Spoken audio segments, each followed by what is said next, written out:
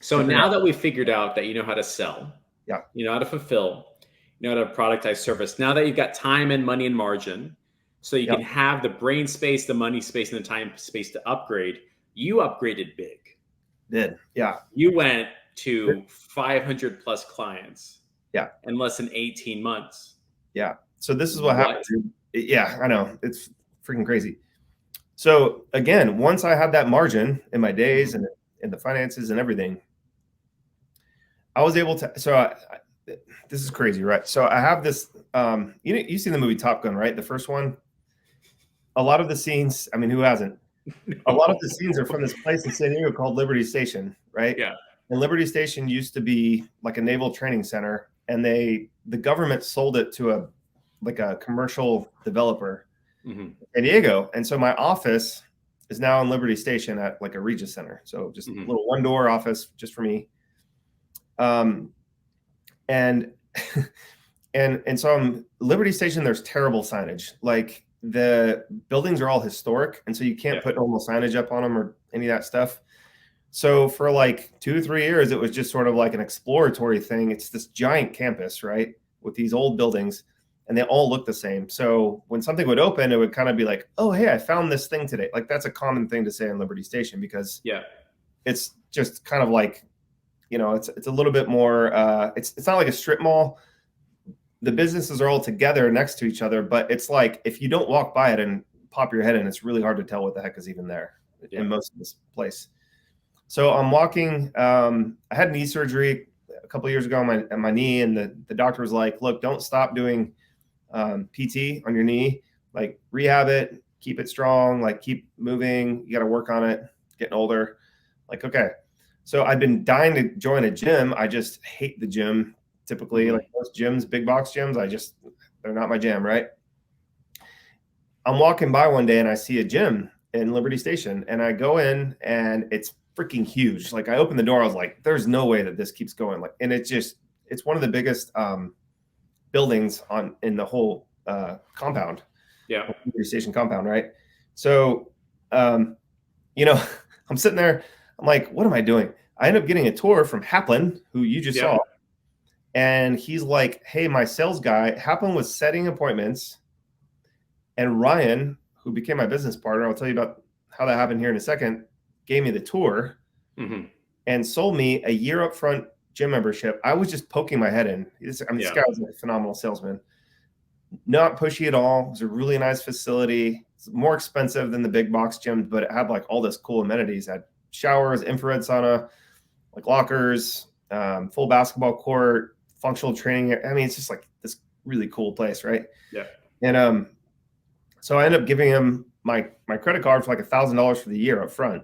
I'm like, "Dude, this is crazy. Like, I'd never do crap like this." Yeah. And he's like closing up the sale, and I'm sitting at his table and at his little desk. And he goes, "So, like, by the way, what do you do for a living?" And I'm like, "Oh, I help local businesses with Facebook ads." He goes, "Awesome. What am I doing wrong?" And he turns his screen around and shows me him running his own ads. And he's like, "Owner here gives me a little bit of a budget." And I just know that he's like, "I'm a sales guy. I don't really know about this stuff. Can we possibly hire you?" I'm like, "Yeah, I'll come back tomorrow and we'll sit down and we'll take a look at it." He was so again, just building the skill from Billy. I saw 5 or 6 things he was doing wrong in his ad, 20 seconds. Yeah. I was like, "Dude, this will turn." And I didn't tell him how easy it was to do it. I was just like, "I hope you hire me because I'm going to freaking destroy it." I'm going to fix your shit. You better fucking hire me. Yeah. I just gave you $1,000. I want to make it back. Yeah. So I come back, land the account.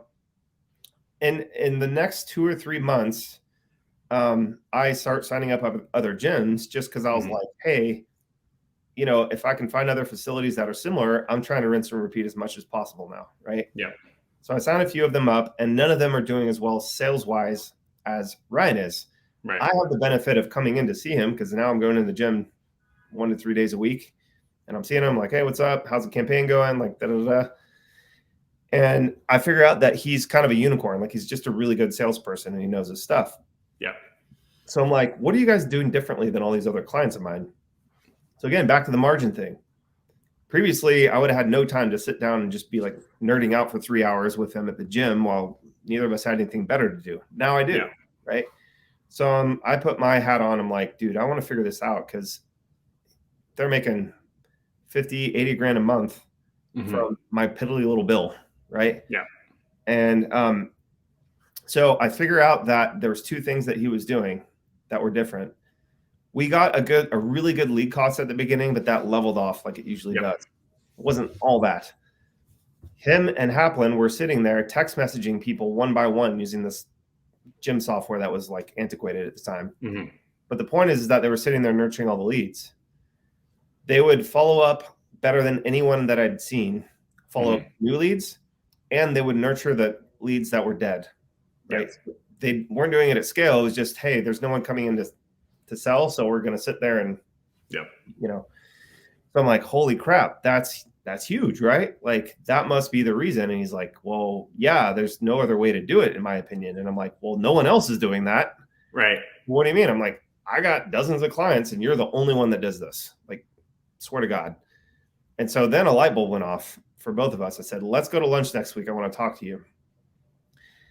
At the time, he was thinking about how to graduate out of that business because you can kind of only make so much, you know, it gets monotonous, all that good stuff. And so we went to lunch and I'm sitting there going like, if you and I started an agency together that specialized in fitness locations, you know, and I'm showing him what Billy's doing with Orange Theories, for example, right? Yeah. And I'm like, bro, I mean, this could be $100,000 to $200,000 a month business if we do it right, you know? So we started small. I got a little bit bigger of an office in Liberty Station so he could sit next to me. So I started some ads and wrote the copy on the ads and, you know, made a simple lander and stuff like that. And he would sit there and take the sales calls. And we were sitting there selling. At the time, we were selling agency services. You know, it was just like, we're going to do more of that. Yeah. So that turned into Fit Club Accelerator, which we got in with a handful of franchises. One of the biggest ones was 9 Round. We helped with CrossFit boxes, like stuff like that, like smaller studios, right? And we found out that they charge more, but they're terrible at the ads and the follow-up, right? Some of them needed help with sales training. So we actually packaged our agency services up with those 3 things. We said, we'll do 3 things for you. Most of them came in saying, I want ads. Yeah. Right? We said, well, why don't you reactivate your database first? Because that requires no ad spend. Right. And a few months in, we actually poached Haplin from the gym too. So he would sit there and text message for us instead of this. But we said, so we'll do that. We'll add lead nurturing to whatever stuff you've already got going, whatever traffic sources, because that's found money, right? And then at the end, if you still need ads to keep your pipeline full, then we'll turn on some ads and then you're going to pay for the ad spend outside of that, right? Yeah. So that's how we grew so fast. Was besides Alex Hormozy's gym launch, we were like the go-to place for gyms of that size. Yeah. We're, you know, a distant second to him, but we came out of nowhere. And he called me one day. I was like, dude, what the hell are you guys doing? And I'm like, I'm not telling you. No. Like, we don't teach him to run 6-week challenges. And he had a supplements and nutrition company, you know, all this stuff. I'm like, we're not doing any of that, bro. And so the reason why we were able to scale that so fast is the same thing that happened to Billy. Yeah. We were getting such good results without them having to deal with or do 1,000 things. And we could repeat it across every location anywhere, pretty much. It only didn't work like 3 to 5 times, I think, in the whole time that we were doing it. So our confidence level was super high. I was like, look, you know, if this becomes a whiff, you know, we'll refund you your money. It's no big deal. Right. But chances are you're going to make like 10, 20, 25 grand in the first month. And we're charging you $5,800 to $9,800, depending on how big they were. And then you get to keep all the recurring revenue on the back end. And that's where the real money is anyway. That's right. So we went from proving it in that one location, that one private gym, you know, health club, to stamping that out across all the gym studio space. Like we had cycle bars, we had yoga studios, we had like anything in that little vein of the fitness location industries. we'd pretty much touched and proven. So we just had like a million case studies. It just felt like they were coming in every day. It was nuts. Beautiful. So our word of mouth started to spread, and we were getting really good at the ads, really good at the sales and offer part of it. And then our fulfillment was just lapping anything else that they had tried. So it was like, well, you can go out and try other stuff, but why wouldn't you just do this instead? Yeah. Or do this so that you can pay to do other stuff. You know, it'll fund all the other stuff you want to do. And people are like, okay. So it sounds like you had narrowed down your fulfillment so fast. Yeah. And it took 5 years for you to narrow down your fulfillment. yes, Right. yes. But it ended up from that stack. There was that one piece of paper. Yep. And you said, I'm going to do that again and again and again.